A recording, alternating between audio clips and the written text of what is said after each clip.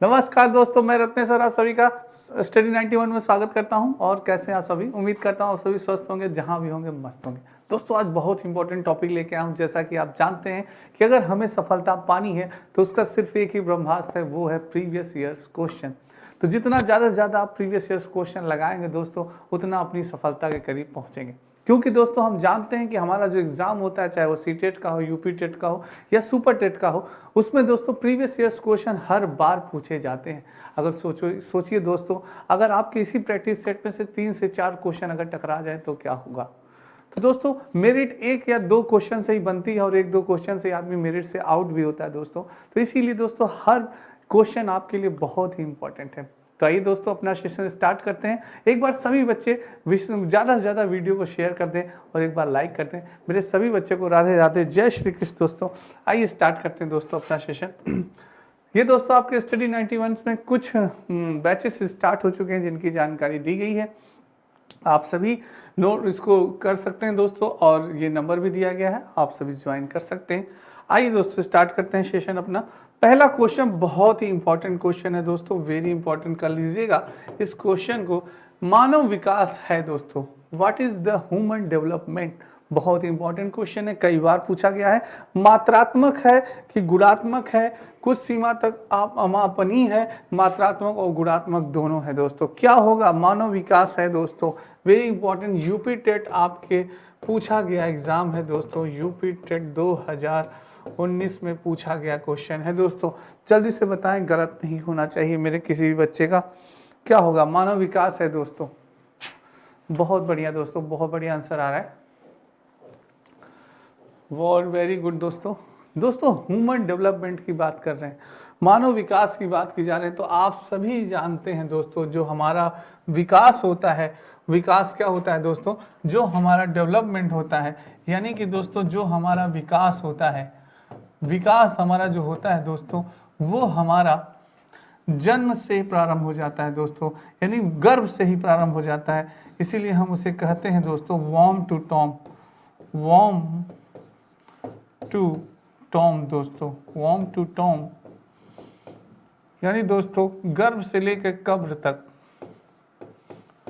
यानी कि जो हमारा विकास होता है दोस्तों, वो गर्भ से ही प्रारंभ हो जाता है और वो कब्र तक चलता रहता है दोस्तों। यानी बालक का विकास निरंतर होता रहता है दोस्तों। उसके अंदर भाषा का विकास, व्यवहार का विकास, हर चीज़ का विकास, सामाजिक विकास, मानसिक विकास दोस्तों हमेशा निरंतर होता रहता है कुछ न कुछ। तो दोस्तों उसकी गति धीमी और तीव्र हो सकती है, परंतु विकास होगा जरूर दोस्तों। और दोस्तों ये है कि मानव विकास मात्रात्मक होता है कि गुणात्मक होता है? मात्रात्मक नहीं होगा, गुणात्मक नहीं, कुछ सीमा तक बात नहीं दोस्तों। जो मानव विकास होता है, जो डेवलपमेंट होता है, वो मात्रात्मक और गुणात्मक दोनों होता है दोस्तों। क्या होता है? मात्रात्मक और गुणात्मक दोनों होता है दोस्तों, इसलिए D is the right answer. Next है, विकास से की ओर बढ़ता है। विकास सामान्य से विशिष्ट की ओर बढ़ता है कि जटिल से कठिन की ओर, विशिष्ट से सामान्य की ओर, या साधारण से आसान की ओर दोस्तों? जल्दी से बताएं दोस्तों क्या होगा। बहुत ही अच्छा क्वेश्चन है इसका। विकास दोस्तों बहुत बढ़िया, ये भी दोस्तों वेरी इंपॉर्टेंट क्वेश्चन कर लीजिएगा। अच्छा क्वेश्चन है, आपके यूपी टेट में पूछा गया क्वेश्चन है दोस्तों, सी टेट में भी आ सकता है और सुपर टेट में भी आ सकता है दोस्तों। गलत नहीं होना चाहिए मेरे किसी भी बच्चे का। सही सही आंसर बताएं दोस्तों, क्या होगा? विकास से की ओर बढ़ता है दोस्तों। दोस्तों जो हमारा डेवलपमेंट होता है, मैंने बताया आपको, जो विकास होता है वो साधारण से आसान नहीं होता, विशिष्ट से सामान्य नहीं होता, जटिल से कठिन नहीं, सामान्य से विशिष्ट की ओर बढ़ता है दोस्तों। क्या होता है? सामान्य से विशिष्ट की ओर, सामान्य से विशिष्ट की ओर बढ़ता है दोस्तों। जो हमारा विकास होता है दोस्तों, सामान्य से विकास, सामान्य से विशिष्ट की ओर बढ़ता है दोस्तों। पहले सामान्य होता है, उसके बाद विशिष्ट होता है दोस्तों। वेरी इंपॉर्टेंट डेवलपमेंट दोस्तों, बहुत इंपॉर्टेंट। मैंने आपको बताया यह वॉर्म टू टॉम यानी गर्भ से ही प्रारंभ हो जाता है दोस्तों। आप सभी ने अभिमन्यु की कहानी तो सुनी ही होगी, और ये कब्र तक चलता है दोस्तों। तो इसीलिए, और यह सामान्य से पहले सामान्य चीज़ों को हम सीखते हैं, उसके बाद दोस्तों हम विशिष्ट चीज़ों को सीखते हैं। ये चीज़ है दोस्तों। नेक्स्ट है दोस्तों, निम्न में से कौन सी वृद्धि और विकास का प्रथम चरण है? वेरी इंपॉर्टेंट क्वेश्चन कर लीजिएगा। प्रथम चरण पूछ रहा है शारीरिक विकास, सामाजिक विकास, नैतिक विकास या मानसिक विकास? वेरी इंपॉर्टेंट दोस्तों, यूपी टेट में आपके पूछा गया क्वेश्चन है दोस्तों, सी टेट में भी आ सकता है और सुपर टेट में भी आ सकता है कि आखिर मानसिक विकास का प्रथम चरण कौन सा होता है? जल्दी से बताएं दोस्तों, कौन सा होगा? वृद्धि और विकास का प्रथम चरण, वृद्धि और विकास का प्रथम चरण कौन सा होता है? वृद्धि और विकास का प्रथम चरण क्या होगा दोस्तों? कौन सा वृद्धि और विकास का प्रथम चरण होता है? कौन सा वृद्धि और विकास का प्रथम चरण? बहुत बढ़िया आंसर आ रहा है दोस्तों। वृद्धि और विकास की अगर बात की जाए तो सर्वप्रथम हम जानते हैं कि हमारा न मानसिक विकास होता है, न नैतिक विकास होता है, न शारीरिक। सर्वप्रथम हमारा शारीरिक विकास होता है दोस्तों। क्या होता है? यानी कि हमारे शरीर का विकास होता है सर्वप्रथम दोस्तों। अगर हम गर्भ में होते हैं तो सर्वप्रथम हमारा शरीर का निर्माण होता है, उसके बाद सारी क्वालिटीज आती हैं, मानसिक विकास होता है, नैतिक विकास, ये सारी क्वालिटीज आती हैं जन्म के बाद दोस्तों। यानी पहले हमारा क्या होता है? शारीरिक विकास होता है। क्या होता है? शारीरिक विकास, डेवलपमेंट होता है, उसकी वृद्धि होती है, ये सारी चीज़ें दोस्तों। यानी कि हमारे शरीर का विकास, प्रथम चरण हमारे शारीरिक विकास होता है। तो ये हो गया। निम्नलिखित से कौन सा कथन सही नहीं है दोस्तों? पूछ रहा है नहीं है, पॉइंट नोटेड माय स्टूडेंट, कथन सही नहीं। दोस्तों हमेशा कोशिश करिएगा कि क्वेश्चंस जितना सही आप पढ़िए। एक बार अगर आपको क्वेश्चन नहीं समझ में आ रहा है, उसका आंसर नहीं समझ में आ रहा है, दोबारा उस क्वेश्चंस को पढ़िए दोस्तों, तो जरूर वो आपको समझ में आएगा। निम्नलिखित कौन सा कथन सही नहीं है? वृद्धि एवं विकास दो अलग अलग आयाम है। वृद्धि जीवन पर्यंत चलती है। वृद्धि विकास की प्रक्रिया का ही एक भाग है। विकास की सतत प्रक्रिया है दोस्तों। क्या होगा? लेकिन कौन सा कथन सही नहीं है दोस्तों? जल्दी से बताएं। बहुत ही बढ़िया। निम्नलिखित में कौन सा कथन सही नहीं है?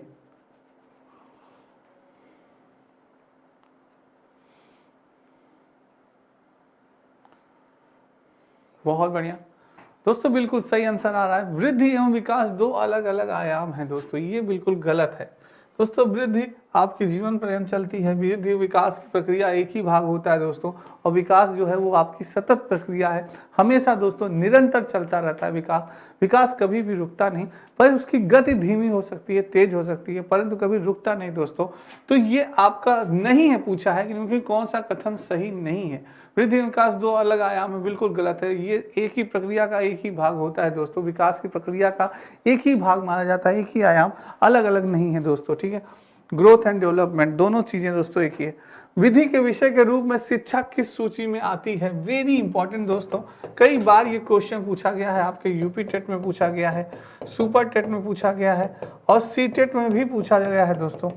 कई बार ये क्वेश्चन बड़ा इंपॉर्टेंट क्वेश्चन है शिक्षा के क्षेत्र में। हमेशा दोस्तों आपके कंपटीशन में भी देखने को मिलता है कि आखिर शिक्षा किस समवर्ती सूची में आता है। और ये मुझे मालूम है, आप सभी बता सकते हैं, संगीत सूची होगा, राज्य सूची होगा, समवर्ती सूची होगा या अवशेषित शक्तियां होंगी दोस्तों। क्या होगा? जल्दी से आंसर दें। विधि के विषय के रूप में शिक्षा किस सूची में आती है दोस्तों? बहुत ही बढ़िया, जल्दी से आंसर दें दोस्तों। वेरी गुड, बिल्कुल सही बता रहे हैं। विधि के विषय के रूप में शिक्षा दोस्तों आपकी आती है समवर्ती सूची के अंतर्गत आती है। किसकी सूची के अंतर्गत आती है? समवर्ती सूची के अंतर्गत आती है दोस्तों। बिल्कुल सही आंसर आपने दिया। बिल्कुल, शिक्षा दोस्तों की सूची में कई बार पूछा गया है दोस्तों, बच्चे कुछ गलत कर देते हैं, नहीं, कभी मत गलत करिएगा, ये समवर्ती सूची के अंतर्गत आती है। बहुत बढ़िया आंसर आया दोस्तों। ये आपकी स्टडी 91 में कुछ पुस्तकें दी गई हैं, अपनी हिंदी वीडियो पेट बुक आर लेखपाल की फ्री डिलीवरी है, कहीं भी आप मंगा सकते हैं। नंबर भी दिया गया है दोस्तों, कोई दिक्कत परेशानी।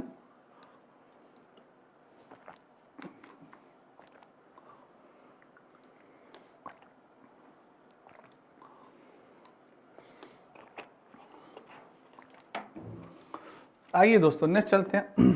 दोस्तों संविधान के किस संशोधन में शिक्षा एक मौलिक अधिकार बन गई?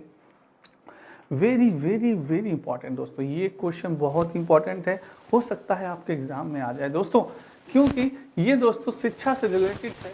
एक मौलिक अधिकार कब बन गई? 25वें संशोधन में, 86वें संशोधन में, 22वें संशोधन में या 92वें संशोधन में? वेरी इंपॉर्टेंट करिएगा यूपी टेट में, क्योंकि ये कई बार पूछा गया है दोस्तों। हो सकता है इस बार भी पूछे, और सी टेट में भी आ सकता है और सुपर टेट में भी। जल्दी से बताएं, संविधान के किस संशोधन से शिक्षा एक मौलिक अधिकार बन गई दोस्तों? जल्दी से बताएं, बहुत ही बढ़िया। बहुत ही अच्छा, बहुत अच्छा आंसर आ रहा है मेरे सारे बच्चों का, बहुत बढ़िया। गलत नहीं होना चाहिए, ये वाला क्वेश्चन मेरे किसी भी बच्चे का गलत नहीं होना चाहिए इस बार। बिल्कुल सही आंसर आपने बताया दोस्तों कि संविधान के किस संशोधन से शिक्षा एक मौलिक अधिकार बन गई। दोस्तों मौलिक अधिकार, तो मैं दोस्तों मेरे साथ आप सभी लिखिए, कमेंट करिए दोस्तों, न 25वें संशोधन होगा, न 22वें, न 86वें संशोधन दोस्तों, 86 86वें संशोधन के अंतर्गत दोस्तों, संशोधन के अंतर्गत 86वें संशोधन के अंतर्गत दोस्तों शिक्षा एक मौलिक अधिकार बन गई। शिक्षा क्या बन गई? एक मौलिक अधिकार बन गई दोस्तों। क्या बन गई? एक मौलिक अधिकार बन गई। सारे बच्चे लिखते चलिए दोस्तों, जितना लिखेंगे उतना आपको याद होगा। शिक्षा एक मौलिक अधिकार बन गई, कौन से? यानी कि 86वें, जो उसके 86वें संशोधन के दोस्तों, यानी हमारी शिक्षा 86वें संशोधन के अंतर्गत क्या बन गई? मौलिक अधिकार बन गई थी दोस्तों। ठीक है, नेक्स्ट है मनोवैज्ञानिक प्रवृत्ति की मुख्य विशेषता क्या है? मनोवैज्ञानिक प्रवृत्ति की मुख्य विशेषता क्या होती है? बाल मनोवैज्ञानिक पर बल, बालक के व्यक्तित्व का आदर, व्यक्तिगत विभिन्नता पर सिद्धांत पर बल, या सभी होगा दोस्तों। वेरी इंपॉर्टेंट क्वेश्चन दोस्तों, मनोवैज्ञानिक प्रवृत्ति के बारे में पूछ रहा है। ध्यान दीजिएगा दोस्तों, क्वेश्चन ध्यान से पढ़िएगा। मनोवैज्ञानिक प्रवृत्ति के बारे में पूछ रहा है कि मुख्य विशेषता क्या है। वेरी इंपॉर्टेंट, गलत नहीं होना चाहिए दोस्तों। यूपी टेट में पूछा गया क्वेश्चन है, सी टेट में भी आ सकता है और सुपर टेट में भी। गलत नहीं होना चाहिए मेरे बच्चों। जल्दी से बताएं क्या होगा इसका आंसर। मनोवैज्ञानिक की प्रवृत्ति क्या होती है दोस्तों? जल्दी से बताएं, सभी बच्चे आंसर बताएं, गलत नहीं होना चाहिए दोस्तों। मनोवैज्ञानिक प्रवृत्ति की मुख्य विशेषता क्या है? जल्दी से आंसर दें दोस्तों।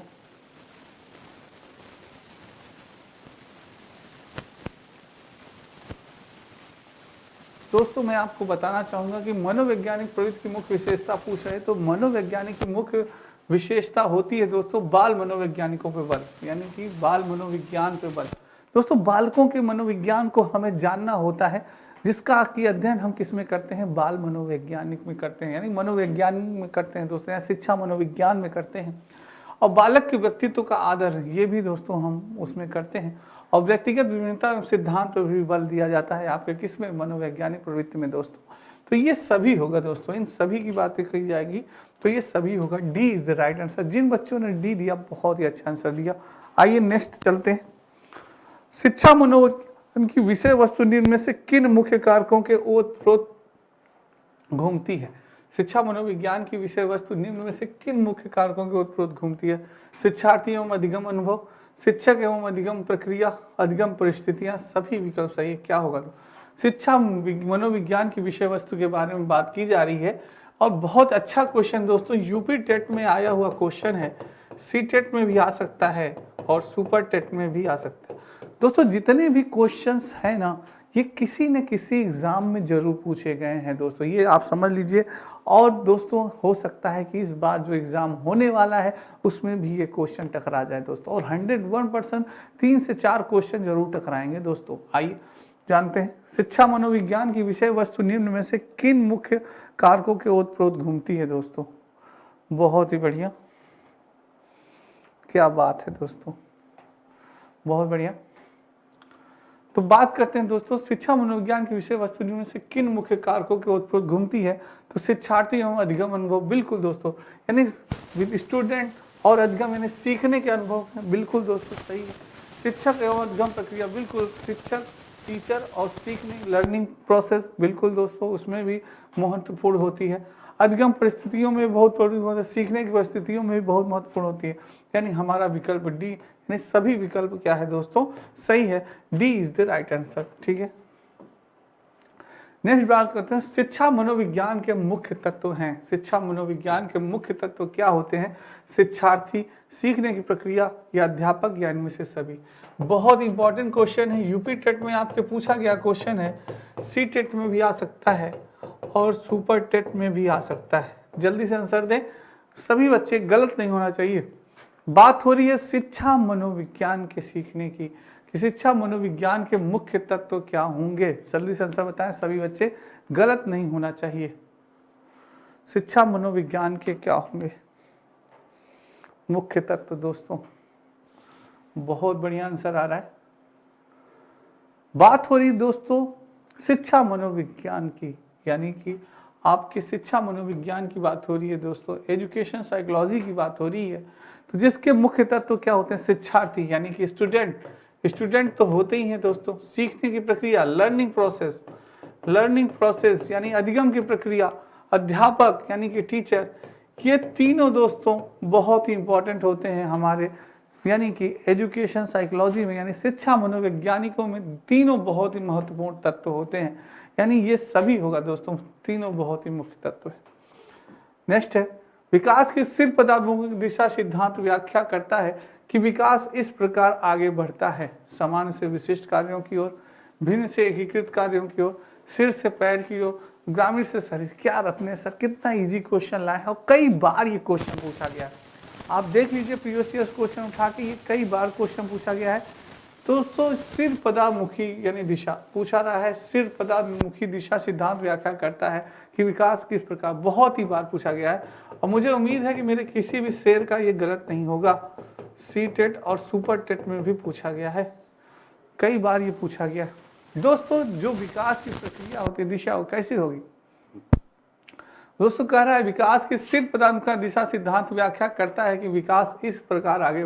दोस्तों आपके क्वेश्चन में ही आंसर छुपा है। बात हो रही है सिर पदाभिमुख की। दोस्तों किसकी बात हो रही है? सिर पदाभिमुख, यानी जो विकास होता है सिर से हमारा प्रारंभ होता है और पैर तक चलता है, यानी जिसे कहा जाता है दोस्तों सिर से पैर की ओर। C is the right answer, head to toe. दोस्तों क्या कहा जाता है? हेड टू, जो डेवलपमेंट होता है दोस्तों हेड टू टो होता है। दोस्तों क्या होता है? हेड टू टो, यानी कि विकास दोस्तों सिर से पैर की ओर। क्या होता है? विकास हमारा सिर से पैर की ओर। दोस्तों सिर से पैर, सिर से पैर, हेड टू टो। दोस्तों सिर से पैर यानी सिर पदामुखी। दोस्तों यानी आंसर क्वेश्चन में ही आपका आंसर छिपा हुआ है, हेड टू टो। ठीक है। नेक्स्ट है दोस्तों, ये आपके हिंदी इंडिविजुअल का नया बैच प्रारंभ हो गया है नितिन सर के द्वारा, आप सभी ज्वाइन कर सकते हैं।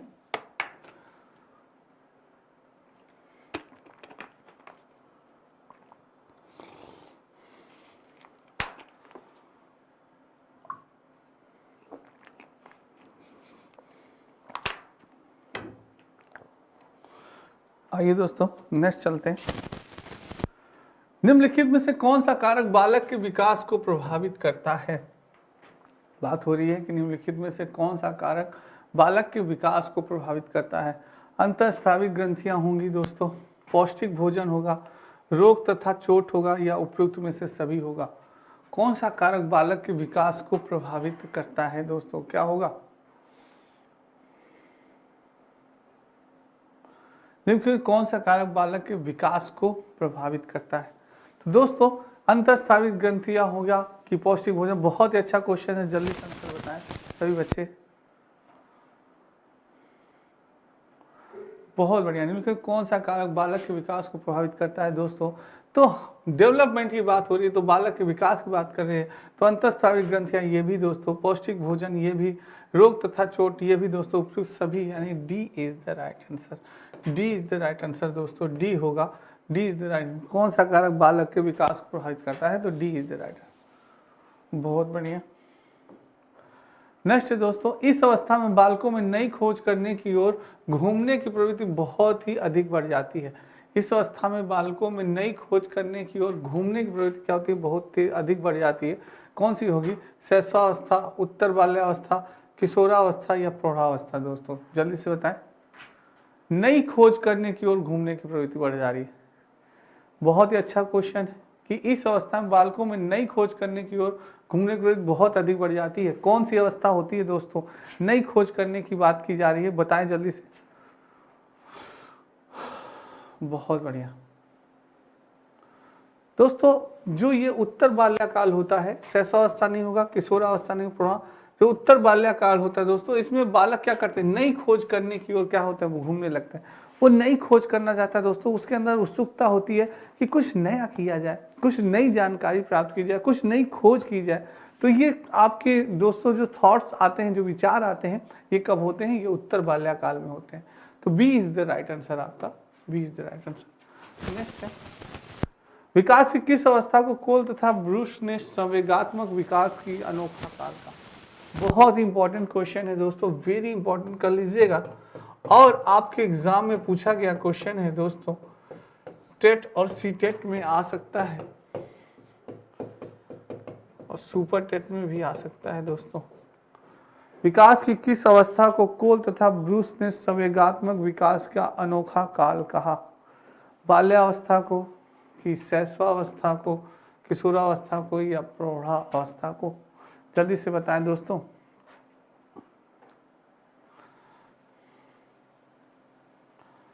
बहुत ही बढ़िया, बहुत बढ़िया,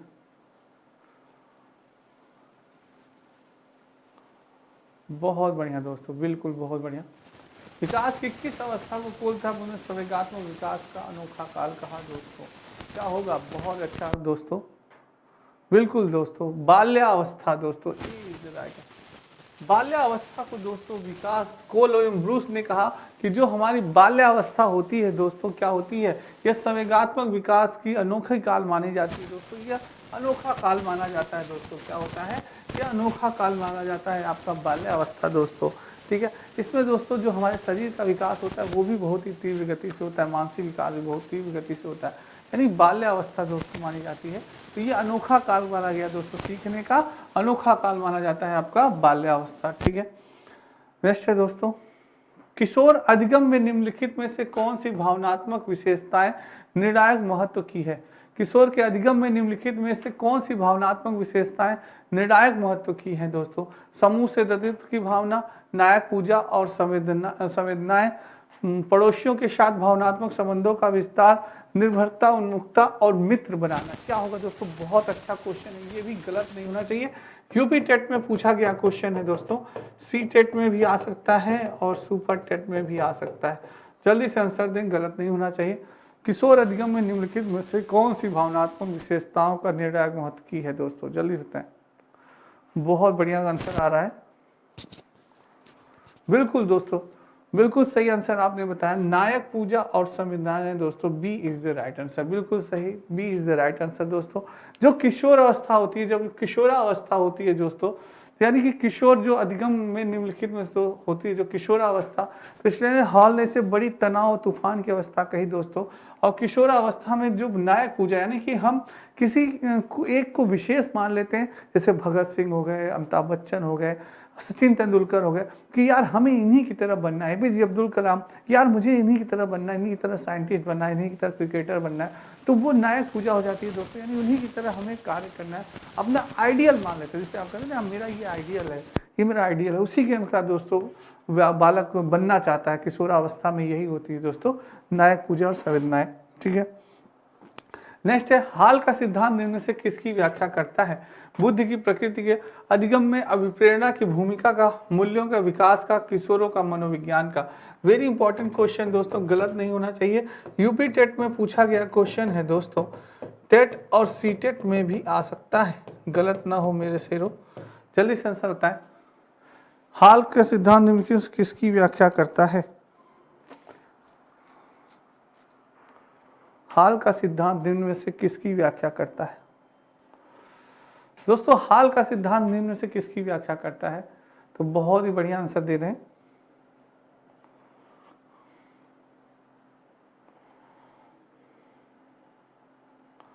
तो हाल का सिद्धांत दोस्तों निम्न में से किसकी व्याख्या करता होगा? तो ये दोस्तों किशोरों का मैंने बताया ना दोस्तों, जो स्टैनले हॉल थे वो किशोरों के मनोवैज्ञानिक माने जाते थे। और किशोर यानी कि उन्होंने बताई जो किशोरावस्था होती है दोस्तों, जो किशोरावस्था होती है, किशोरावस्था के बारे में उन्होंने बताया कि किशोरावस्था बड़े ही संघर्ष और तूफान की अवस्था होती है, बड़े संघर्ष और तूफान की अवस्था होती है, क्योंकि इसमें दोस्तों जो बालक का शारीरिक परिवर्तन होता है उसमें, यानी कि उस समय निर्णायक स्टेज आती है दोस्तों, उसको डिसीजन लेना पड़ता है कि क्या मुझे बनना है, उसमें क्या मैं पढ़ूं क्या ना पढ़ूं, मैं आर्ट साइड लूं कि साइंस साइड लूं कि कॉमर्स साइड लूं। तो दोस्तों निर्णायक होता है और उसके बॉडीज में बहुत सारे चेंजेस आते हैं, इसलिए इसे तनाव और संघर्ष की अवस्था कही जाती है। तो ये दोस्तों किशोरों मनोवैज्ञानिक किसने कहा? स्टैनले हॉल ने कहा था। तुरंत आपका आंसर यानी डी होगा दोस्तों। नेक्स्ट है, प्रकृति पोषण विवाद निम्नलिखित में से किससे संबंधित है दोस्तों? प्रकृति पोषण विवाद वेरी इंपॉर्टेंट क्वेश्चन है दोस्तों, वेरी इंपॉर्टेंट कर लीजिएगा। यूपी टेट में पूछा गया क्वेश्चन है, सी टेट में भी आ सकता है और सुपर टेट में। अनुवांशिक एवं वातावरण, व्यवहार एवं वातावरण, वातावरण एवं जीव विज्ञान, वातावरण एवं पालन पोषण। क्या होगा? प्रकृति पोषण विवाद निम्नलिखित में से किससे संबंधित है दोस्तों? जल्दी से आंसर दें। प्रकृति पोषण विवाद निम्नलिखित में से किससे संबंधित है? बहुत बढ़िया आंसर आ रहा है, देखते हैं किसका सही होता है, गलत नहीं होना चाहिए। प्रकृति पोषण विवाद दोस्तों किससे है? दोस्तों बात की जा रही है कि प्रकृति पोषण विवाद निम्नलिखित में से किससे संबंधित है। तो बता दूं दोस्तों, प्रकृति पोषण विवाद आनुवांशिक एवं वातावरण से संबंधित है दोस्तों। किससे? आनुवांशिक एवं वातावरण से। ए इज द राइट आंसर, बिल्कुल सही आंसर आपने बताया, ए इज द राइट आंसर। जो प्रकृति पोषण विवाद निम्नलिखित किससे संबंधित है दोस्तों? आनुवांशिक एवं वातावरण, A is the right answer. Next है आपका, नेक्स्ट है निम्नलिखित में से वंशानुक्रम संबंधी नियम है। निम्नलिखित में से वंशानुक्रम संबंधी नियम क्या होता है दोस्तों? वंशानुक्रम एवं संबंधी नियम है प्रयासों का नियम, सीखने का नियम, समानता का नियम या स्वास्थ्य का नियम। वंशानुक्रम संबंधी नियम पूछ रहा है दोस्तों, क्या होगा? वेरी इंपॉर्टेंट दोस्तों, गलत नहीं होना चाहिए। सारे बच्चे जल्दी से बताएं, निम्नलिखित में से वंशानुक्रम संबंधी नियम है, कौन सा नियम है दोस्तों? में से वंशानुक्रम संबंध दोस्तों, वंशानुक्रम संबंधी नियम यानी मैंने आपको बताया था समानता का नियम दोस्तों। यानी कि आपको बताया दोस्तों कि जो अनुवांशिकता होती है, जो वंशानुक्रम होता है, जो हेरिडिटी होती है दोस्तों, यह हमारे गुणसूत्र के माध्यम से, जो हेरिडिटी होती है दोस्तों, जो हेरिडिटी होती है यानी वंशानुक्रम होता है दोस्तों, ये हमारे गुणसूत्र यानी क्रोमोसोम के माध्यम से, क्रोमोसोम के माध्यम से दोस्तों, क्रोमोसोम के माध्यम से यानी जीन, जो क्रोमोसोम होते हैं उनमें दोस्तों जीन के माध्यम से हमारे शरीर में, हमारी बॉडी में क्या होते हैं दोस्तों? हमारी बॉडी में प्रवेश करते हैं दोस्तों। तो जो हमारे आनुवांशिक लक्षण होते हैं दोस्तों क्रोमोसोम से, जिसमें कि जीन्स होते हैं दोस्तों, वो हमारे बॉडी में प्रवेश कर जाते हैं, जिससे कि हमारे माता पिता और परदादा के लक्षण जो होते हैं दोस्तों किसमें? हमारे अंदर आ जाते हैं दोस्तों। माता पिता दादा, तो इनके लक्षण हमारे अंदर आ जाते हैं, आनुवांशिकता के लक्षण आ जाते हैं। तो जिस प्रकार वो उनकी लंबाई होती है उसी प्रकार से हमारी लंबाई होती है, उनके सोचने का विचार, सारी चीज़ें दोस्तों समान हमारे अंदर, समानता का नियम होता है। यानी उन्हीं की तरह हमारे अंदर भी आनुवांशिकता के लक्षण आ जाते हैं दोस्तों। यानी उनकी कुछ नेचर, व्यवहार, शारीरिक बनावट, सारी चीज़ें, ये चीज़ होती है दोस्तों। देखा नेक्स्ट है, निम्न में से कौन सा वंशानुक्रम का नियम नहीं है? वेरी इंपॉर्टेंट, हेरिडिटी का नियम नहीं है दोस्तों, पूछा है। यूपी टेट में आया हुआ क्वेश्चन है, सी टेट में भी आ सकता है और सुपर टेट में भी आ सकता है। समानता का नियम, भिन्नता का नियम, प्रत्यागमन का या अभिप्रेरणा का। निम्न में से कौन सा वंशानुक्रम का नियम नहीं है? समानता का नहीं है कि भिन्नता का नहीं है, प्रत्यागमन का नहीं है या अभिप्रेरणा का नहीं है दोस्तों? बहुत बढ़िया क्वेश्चन, बहुत बढ़िया आंसर आ रहा है। देखते हैं कौन देता है। कौन सा वंशानुक्रम का नियम नहीं है? कौन सा वंशानुक्रम का नियम नहीं है दोस्तों? वेरी गुड दोस्तों। यानी निम्न में से कौन सा का नियम नहीं पूछे तो समानता का नियम दोस्तों है वंशानुक्रम का, हेरिडिटी का समानता का नियम माना जाता है। भिन्नता का नियम भी माना जाता है दोस्तों, भिन्न भिन्न होते हैं। प्रत्यागमन का भी नियम माना जाता है, पर अभिप्रेरणा यानी मोटिवेशन है दोस्तों, अभिप्रेरणा का नियम नहीं होता। अभिप्रेरणा यानी मोटिवेशन नहीं होता, ये वंशानुक्रम का गुण नहीं है दोस्तों। ये D is the wrong answer. पूछा है वंशानुक्रम का नियम नहीं है आपसे, क्या पूछा है? नहीं है। नेक्स्ट चलते हैं, निम्नलिखित में कौन सा द्वितीयक सामाजिकरण की एजेंसी का उदाहरण है? वेरी इंपॉर्टेंट क्वेश्चन, बहुत इंपॉर्टेंट टॉपिक है, जिससे कि आपके एग्जाम में यूपी टेट, सी टेट या सुपर टेट सब में दोस्तों क्वेश्चन पूछा गया। चाहे तो आप क्वेश्चन उठा के देख सकते हैं। यूपी टेट में पूछा गया क्वेश्चन है, पूछ रहा है द्वितीयक सामाजिकरण एजेंसी का उदाहरण है परिवार एवं पास पड़ोस, परिवार एवं मीडिया, विद्यालय एवं मीडिया, मीडिया एवं आस पास पड़ोस। बताएं, द्वितीयक सामाजिकरण एजेंसी का उदाहरण पूछ रहा है दोस्तों, जल्दी से बताएं, गलत नहीं होना चाहिए। द्वितीयक सामाजिकरण की एजेंसी का उदाहरण है, क्या है द्वितीयक सामाजिकरण एजेंसी का उदाहरण? बहुत बढ़िया क्वेश्चन, बहुत बढ़िया आंसर पूछ रहा है दोस्तों। द्वितीयक सामाजिकरण से उदाहरण है तो हमारा द्वितीयक सामाजिकरण एजेंसी का उदाहरण दोस्तों है विद्यालय एवं मीडिया। क्या है, विद्यालय एवं मीडिया। दोस्तों हमारे द्वितीय, दोस्तों जो सामाजिकरण है, सोशलाइजेशन है, मैंने आपको बताया था कि सामाजिकरण को दो भागों में बांटा गया, प्रथम एजेंसी और द्वितीय, यानी प्रथम दोस्तों और द्वितीय एजेंसी, या आप कह सकते हैं प्रथम या द्वितीय, आप कह सकते हैं प्रथम एजेंसी या द्वितीय एजेंसी। प्रथम एजेंसी के का होता है दोस्तों परिवार होते हैं, परिवार होता है, मित्र होते हैं, आसपास पड़ोस के लोग होते हैं। और द्वितीयक में आपके आ जाते हैं दोस्तों विद्यालय हो गया, विद्यालय हो गया, मीडिया हो गया, ये हो गया। द्वितीयक में आ जाते हैं दोस्तों, फर्स्ट में परिवार मित्र आते हैं और ये क्या आते हैं, द्वितीयक में विद्यालय मित्र, बाकी दोस्तों, ठीक है, ये चीज होता है दोस्तों। नेक्स्ट है, बच्चों में सामाजिक भावना का विकास करने के लिए निम्न में से कौन सा प्रयास सर्वोत्तम है। वेरी इंपॉर्टेंट क्वेश्चन, बहुत ही अच्छा क्वेश्चन है, क्या क्वेश्चन लाए रत्नेश सब, बहुत अच्छा। सामाजिक भावना का विकास करने के लिए कौन सा प्रयास सर्वोत्तम है। विद्यालय में विभिन्न त्योहारों का आयोजन कराना, अभिभावकों को विद्यालय में आमंत्रित कर बैठकों का आयोजन कराना, बच्चों को स्वतः स्पर्धा के लिए तैयार करना, विद्यालय में बाल मेला आयोजित करना। दोस्तों क्या होगा, जल्दी से बताएं। अच्छा सर, बहुत बढ़िया दोस्तों, क्या बात है, बहुत बढ़िया।